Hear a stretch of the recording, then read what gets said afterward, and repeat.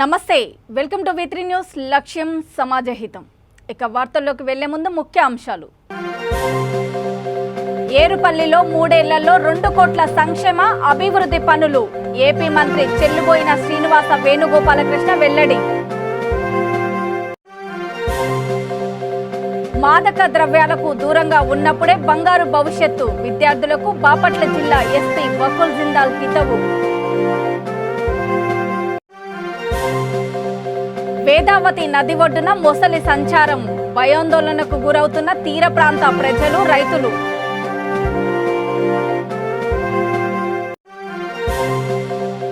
ఇసుక అక్రమ రవాణాతో మా పొట్ట కొడుతున్నారు. రామగుండం ట్రాక్టర్ అసోసియేషన్ సభ్యుల ఆవేదన. గ్రేటర్ హైదరాబాద్ శివారుల్లోని Rajendranagar circle Mylar Devulapalli police station పరిధిలో శాస్త్రీపురం అన్సారీ రోడ్డు వద్ద గల ఓ ప్లాస్టిక్ గోదాంలో భారీ అగ్ని ప్రమాదం చోటు చేసుకుంది. భారీగా మంటలు ఎగిసిపడుతున్నాయి. పోలీసులు, ఫైర్ సిబ్బంది సంఘటనా స్థలానికి చేరుకొని మంటలను ఆర్పేందుకు ప్రయత్నం చేస్తున్నారు. అగ్ని ప్రమాదం వల్ల భారీగా ఆస్తి నష్టం జరిగినట్లు తెలుస్తోంది. మంటల్లో పలు వాహనాలు దగ్ధమయ్యాయి. గోదాం లోపల ఉన్న వాహనాలను స్థానికులు బయటకు తీసుకొస్తున్నారు.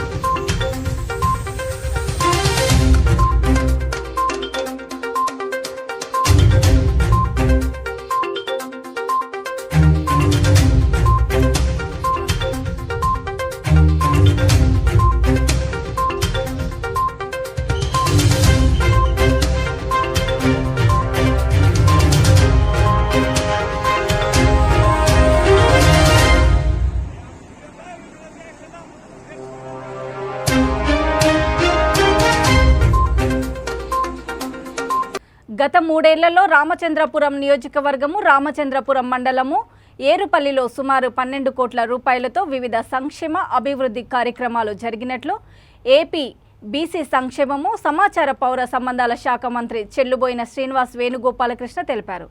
గ్రామంలో మురుగు కాలువల సమస్యను పరిశీలించి మురుగుపోయే విధంగా సమగ్ర నిర్వహణతో పనులు చేపట్టే విధంగా ముందుకు వెళ్తున్నట్లు తెలిపారు. ఈ కార్యక్రమంలో MPP Ambati Bhavani, vice MPP Narala Rajyalakshmi, sarpanch Mallimoggala Sridhar తదితరులు పాల్గొన్నారు.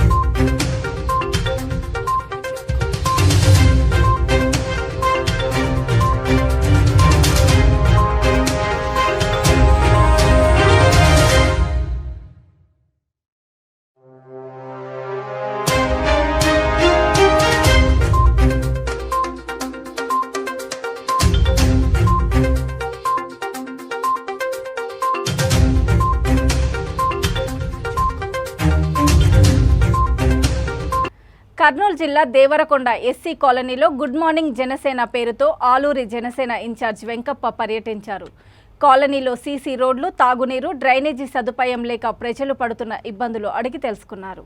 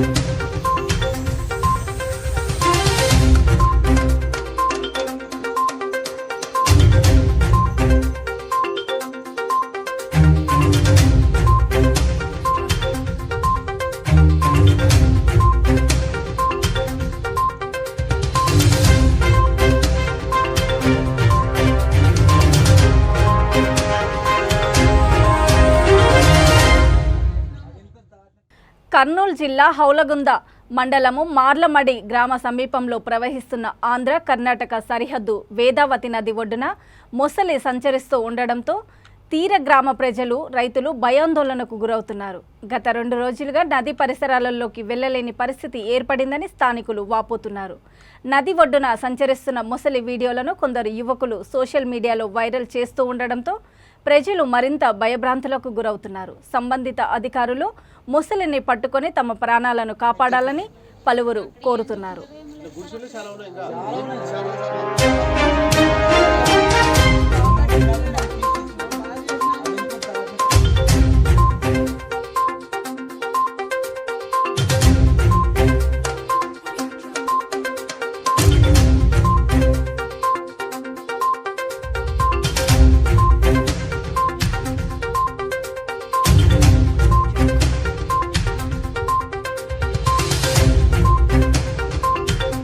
విద్యార్థులు మహిళల పట్ల సోదర భావంతో మెలుగుతూ మర్యాదపూర్వకంగా వ్యవహరించాలని, మాదక ద్రవ్యాలకు దూరంగా ఉన్నప్పుడే బంగారు భవిష్యత్తును సొంతం చేసుకోగలరని బాపట్ల జిల్లా ఎస్పీ వకుల్ జిందాల్ అన్నారు. అంతర్జాతీయ మహిళలపై హింస నిర్మూలన దినోత్సవం సందర్భంగా రేపల్లె సబ్ డివిజన్ నగరంలోని ఎస్వీఆర్ఎం కళాశాలలో విద్యార్థులకు యాంటీ డ్రగ్స్, యాంటీ ర్యాగింగ్, దిశ యాప్పై అవగాహన సదస్సు నిర్వహించారు. సుమారు 800 మంది విద్యార్థులు హాజరయ్యారు. ఈ కార్యక్రమంలో DSP T Muralikrishna, Repalle rural CI Shivashankar, జిల్లా special branch inspector A Srinivas, college secretary and correspondent Vallabhaneni Buchaiah Chowdary, principal doctor Gogineni Hanumantha Rao తదితరులు పాల్గొన్నారు.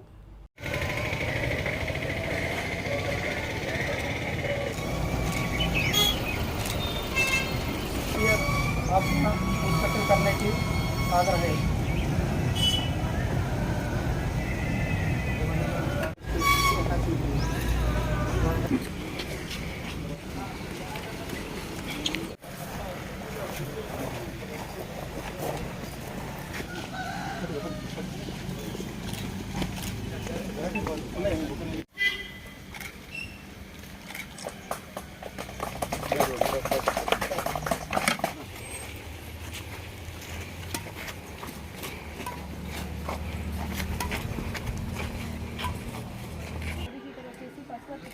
మర్డర్ కేసులో ఇన్వాల్వ్ అయ్యింది సార్. కేసులో ఒక జంతువుని చంపిన కేసులో ఉన్నారు సార్. రీసెంట్గా ఏం కేసులు రిజిస్టర్ అయినాయి? 498 రిజిస్టర్ అయింది సార్. రిజిస్టర్ కాలేదా?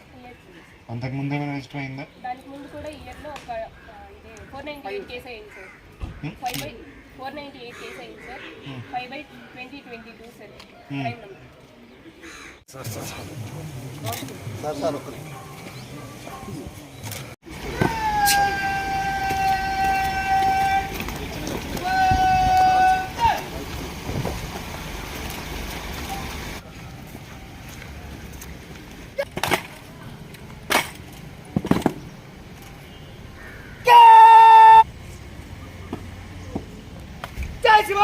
Simon, don't tell me what you learn. What are you doing? I ain't gonna know. Drill this killer. Hey, Simon. Jai Simon.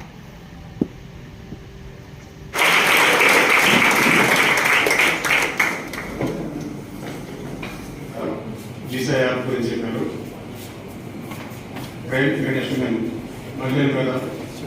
నిర్వహించాలని ఈ కార్యక్రమాన్ని ఏర్పాటు చేసినందుకు ఈ ఎస్పీ గారికి మరియు పోలీస్ సిబ్బంది. మూడవది వచ్చి ఇంపార్టెంట్ ట్రాఫిక్ అవేర్నెస్. యువకులందరూ కూడా విద్యార్థులకి దాని మీద ఎవరైనా మీ చుట్టుపక్కల చేసుకుంటా ఉంటే వారిని దాని నుంచి బయటికి తీయండి. ఇఫ్ యూ వాంట్ పోలీస్ కూడా వచ్చి హెల్ప్ చేస్తారు. So be very very aware and careful about such things. Ganja, heroin, charas, alcohol is also a sort type of drug only. Cigarette, tobacco, see all these are drugs.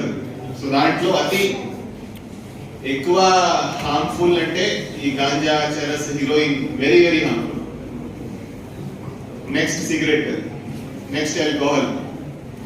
So ఇవన్నీ అంటే starting లో you will feel that ప్రతి విద్యార్థి కష్టపడి ఉత్తమ ప్రయోగాలు తయారు చేయడంతో పాటు బాగా చదువుకొని భవిష్యత్తులో అబ్దుల్ కలాంలా తయారవ్వాలని పల్నాడు జిల్లా చిలకలూరిపేట మండల విద్యాధికారి కె లక్ష్మి హితవు పలికారు. స్థానిక బీఆర్ఐ మున్సిపల్ హైస్కూల్లో నిర్వహించిన సైన్స్ ఎగ్జిబిషన్కి ఆమె ముఖ్య అతిథిగా హాజరయ్యారు. ఈ కార్యక్రమంలో ఉపాధ్యాయులు, తల్లిదండ్రులు పాల్గొన్నారు.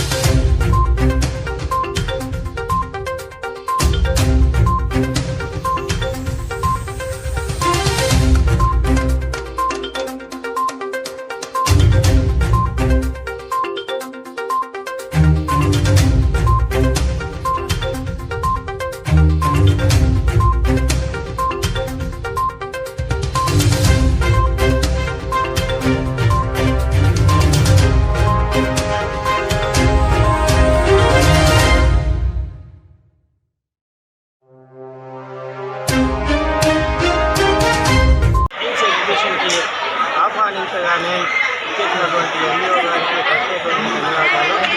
స్కూల్లో మరి ఈ కార్యక్రమాన్ని నిర్వహిస్తున్నటువంటి మరి సైన్స్ టీచర్స్ మరియు ఇతర టీచర్స్ అందరికీ కూడా పాఠశాల తరఫున ధన్యవాదాలు. విద్యార్థులకు ముఖ్యంగా మరి సైన్స్ పట్ల ఆసక్తి కనిపిస్తున్నటువంటి విద్యార్థులందరూ కూడా మరి కంగ్రాచులేషన్స్. ముఖ్యంగా సైన్స్ ద్వారానే అభివృద్ధి ఉంటుంది.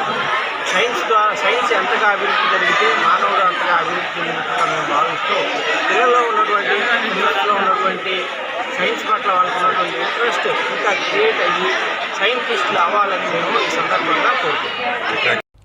పల్నాడు జిల్లా చిలకలూరిపేట గడియార స్తంభం సెంటర్ దగ్గర హెచ్ఐవిపై జానపద కళాజాత ప్రచార కార్యక్రమం నిర్వహించారు. ఆంధ్రప్రదేశ్ ఎయిడ్స్ నియంత్రణ సంస్థ, జిల్లా వైద్య ఆరోగ్య శాఖ ఆధ్వర్యంలో హెచ్ఐవి ఎయిడ్స్పై జానపద అవగాహన సదస్సు జరిగింది. 6 జానపద కళాజాత సభ్యులు ప్రజలకు వివరంగా తెలియజేశారు. ఈ కార్యక్రమంలో టీం లీడర్ ఎం కనకప్రసాద్, క్యాంపు టీఐ స్వచ్ఛంద సేవ సంస్థ పిఎం రోహిణి, ఏఎన్ఎంలు తదితరులు పాల్గొన్నారు.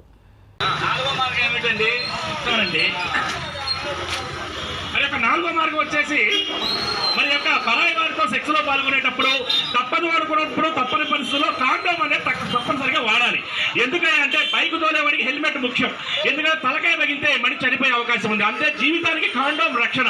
పరాయి వారితో తప్పదు అనుకుంటే మరి కాండోమ్ అనేది తప్పనిసరిగా వాడాలి.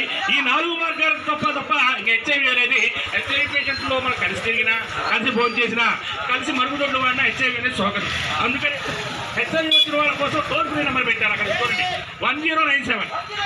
ఈ యొక్క 1097లో గొప్పతనం ఏంటంటే అధికారులు శాండ్ ట్యాక్స్ అమలు చేయకపోవడంతో కొందరు దళారులు ఇసుక అక్రమ రవాణా చేస్తూ తమ పొట్ట కొడుతున్నారని పెద్దపల్లి జిల్లా రామగుండం ట్రాక్టర్ అసోసియేషన్ సభ్యులు తెలిపారు. అంతర్గాం మండలము గోలివాడ సమీపంలోని గోదావరి నది నుండి రాత్రి సమయంలో అక్రమంగా ఇసుక తరలిస్తున్నారని అధికారులకు ప్రజాప్రతినిధులకు ఎన్నోసార్లు మొరపెట్టుకున్నామని అన్నారు. అయినా వారు స్పందించకపోవడంతో ప్రాణాలకు తెగించి రాత్రి ఇసుక ట్రాక్టర్లను పట్టుకొని పోలీసులకు అప్పగించామని తెలిపారు.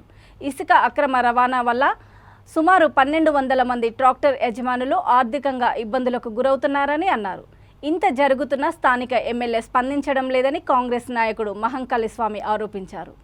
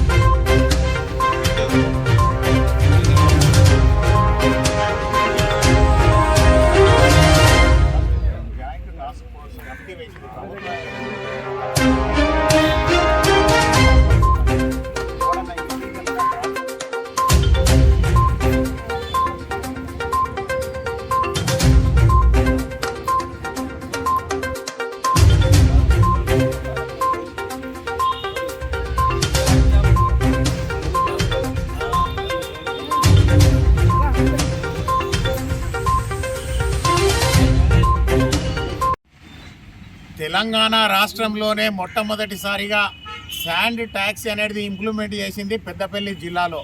జిల్లా కలెక్టర్ అలుగు వర్షిణి గారు ఉండి ఇక్కడ శాండ్ ట్యాక్స్ని ఇంప్లిమెంట్ చేసి అక్రమ ఇసుక రవాణా జరగద్దని చెప్పేసి ఖచ్చితంగా ప్రభుత్వానికి పెద్ద ఎత్తున ఆదాయం రావాలని చెప్పేసి ఒక పాలసీని తీసుకొచ్చిన తర్వాత కేవలం రామగుండం నియోజకవర్గంలో మాత్రమే పూర్తి స్థాయిలో ఇల్లీగల్గా రూరల్కు సంబంధించిన చాలామంది దాదాపుగా 100 ట్రాక్టర్లు రోజు ఇల్లీగల్గా నడుస్తూ ఉన్నాయి.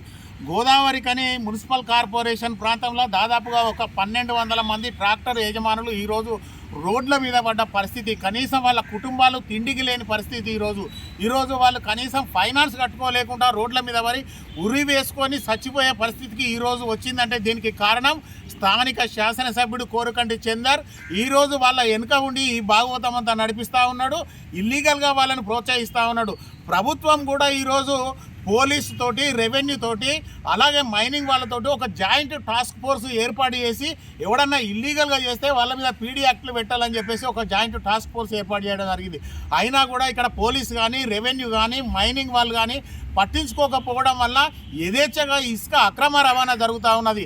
ఈరోజు దీనికి జిల్లా కలెక్టరు, స్థానిక శాసనసభ్యుడు ఇద్దరు బాధ్యత వహించాలని చెప్పేసి కోరుతా ఉన్నాం.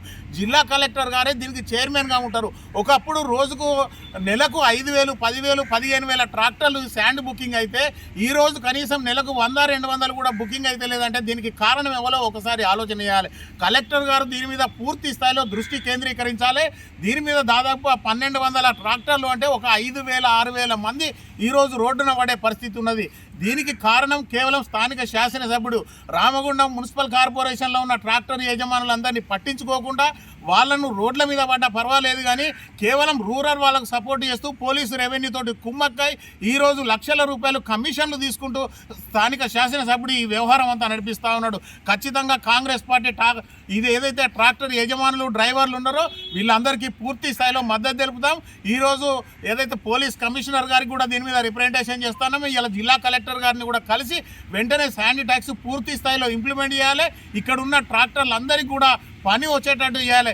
ఎందుకు అనంటే ఒక్కొక్క ట్రాక్టర్ వాళ్ళు దాదాపుగా 25,000 రూపాయలు ఈరోజు ప్రభుత్వానికి డిపాజిట్ చేసి దాదాపుగా 2.5-3 కోట్ల రూపాయలు డిపాజిట్ చేసినా కూడా వాళ్ళు పట్టించుకుంటలేరు. ఇన్ని పైసలు డిపాజిట్ చేసి ఈరోజు కనీసం వడ్డీలు కట్టలేక చచ్చిపోతూ ఉన్నారు. కలెక్టర్ గారు పూర్తి స్థాయిలో నైతిక బాధ్యత వహించాలని చెప్పేసి డిమాండ్ చేస్తూ ఉన్నాం.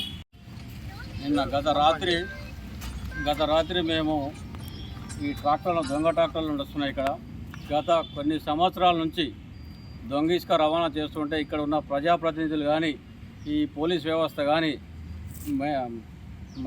ఎంఆర్ఓ వాళ్ళు కానీ, రెవెన్యూ శాఖ ఎంతమందికి మేము లాస్ట్కు ప్రజావాణి కూడా పెట్టుకున్నాం.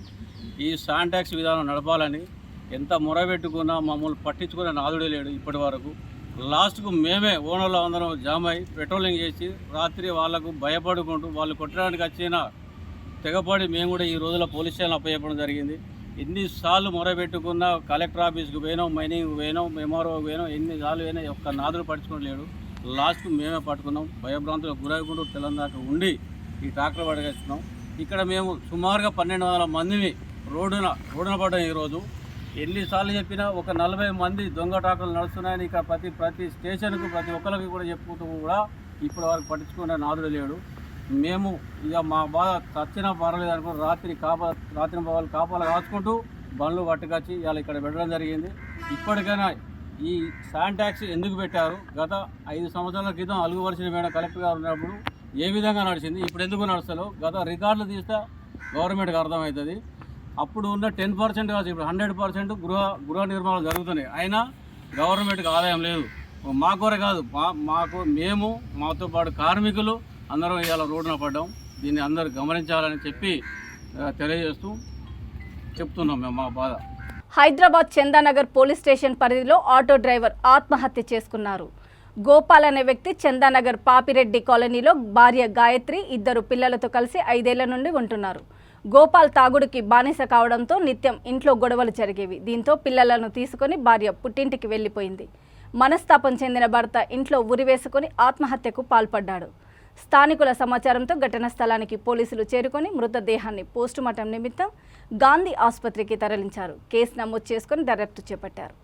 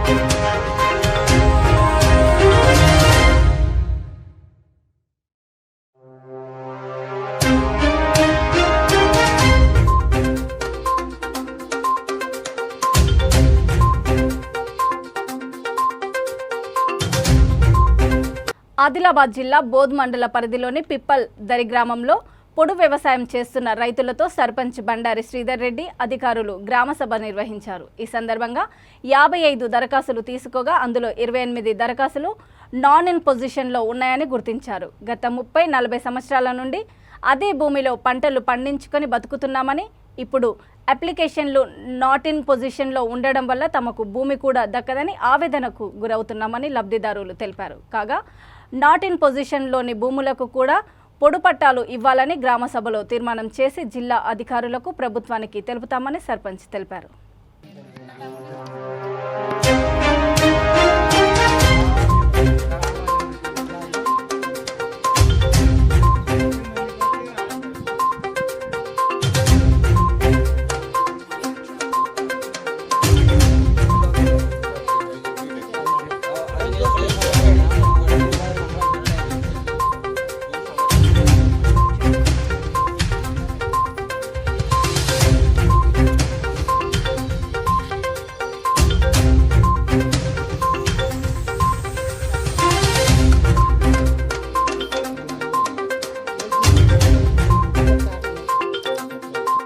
శ్రీధర్ రెడ్డి, పిప్పల్దరి సర్పంచ్.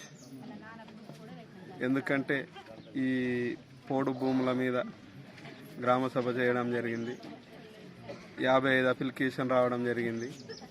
దాంట్లో నాట్ ఇన్ పొజిషన్ 28 పెట్టిండ్రు ఫారెస్ట్ వాళ్ళు. ఎందుకంటే గతంలో ఎప్పటి నుంచో సాగు చేసుకుంటూ వస్తున్నారు వాళ్ళు.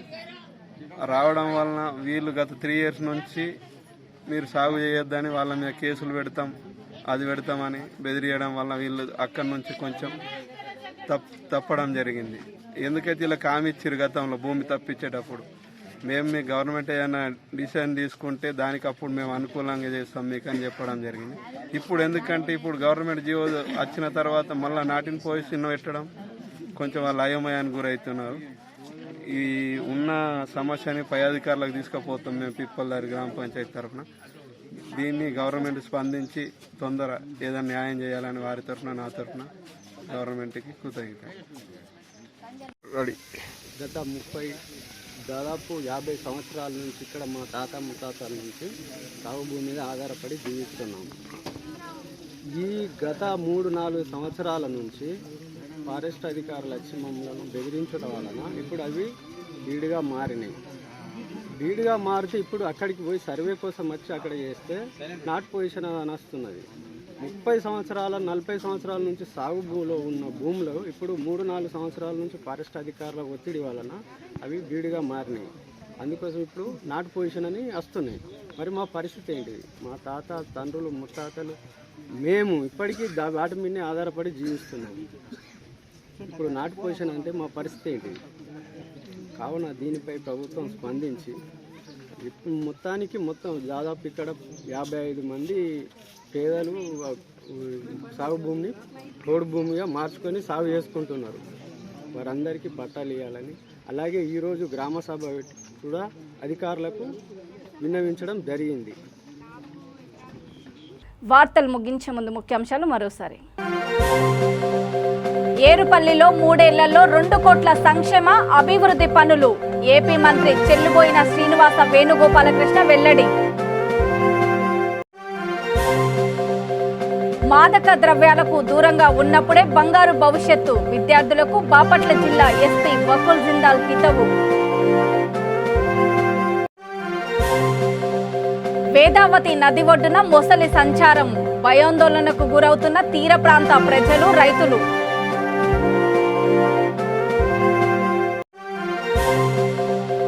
ఇసుక అక్రమ రవాణాతో మా పొట్ట కొడుతున్నారు.